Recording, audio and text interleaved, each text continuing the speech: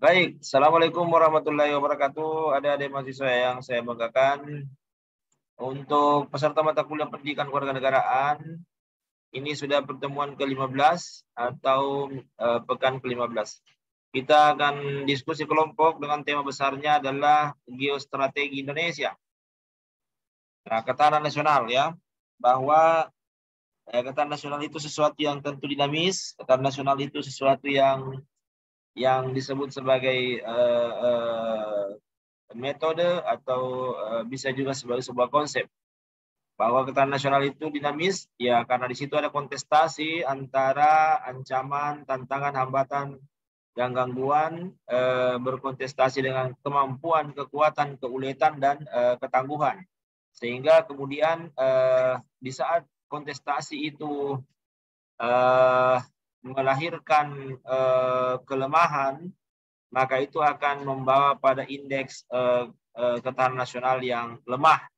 Tetapi kalau kemudian kita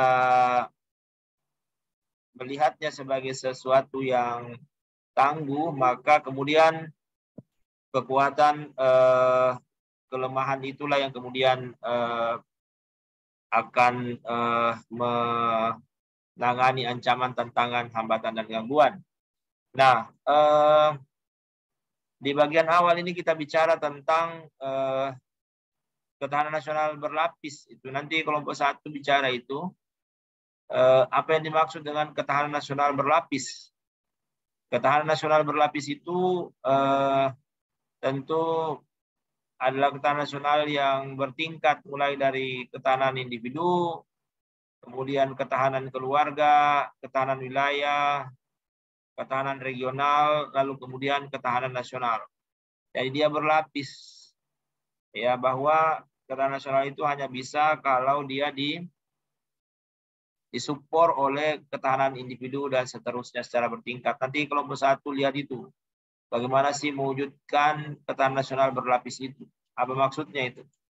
Kemudian kelompok 2, 3, dan 4 itu akan bicara mengenai gatra-gatra ketahanan nasional. Nah, gatra-gatra ketahanan nasional itu kemudian ada beberapa. Nanti kita akan lakukan SWOT ya, bahwa kalau bicara gatra ini kan, astagatra itu kan berarti 8 ya, 3 gatra dan 5 gatra sosial budaya.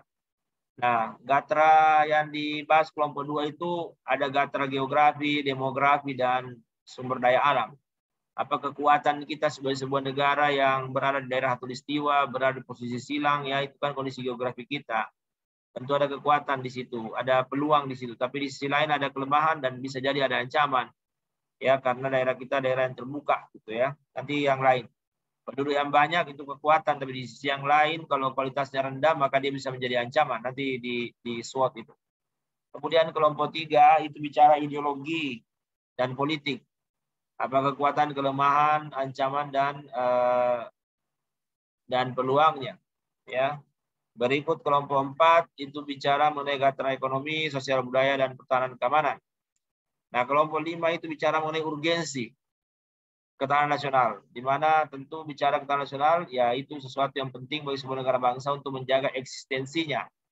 Karena kalau kemudian gagal menjaga eksistensi, itu yang terjadi pada Soviet, itu yang terjadi pada Yugoslavia dan seterusnya ya.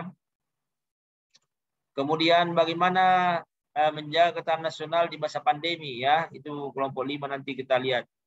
Ya, kemudian kelompok 6 ini terkait dengan bela negara.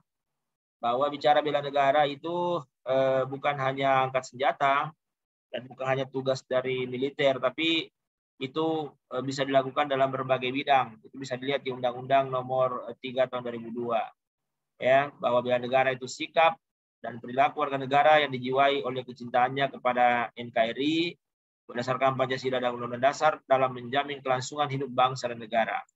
Jadi bagaimana sih perwujudan bela negara di Indonesia, itu nanti akan dibahas oleh kelompok 6 ya.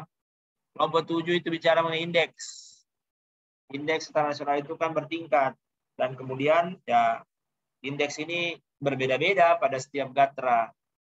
Dan kemudian kalau kita bicara Gatra yang paling rendah indeksnya itu Gatra ideologi dan sosial budaya.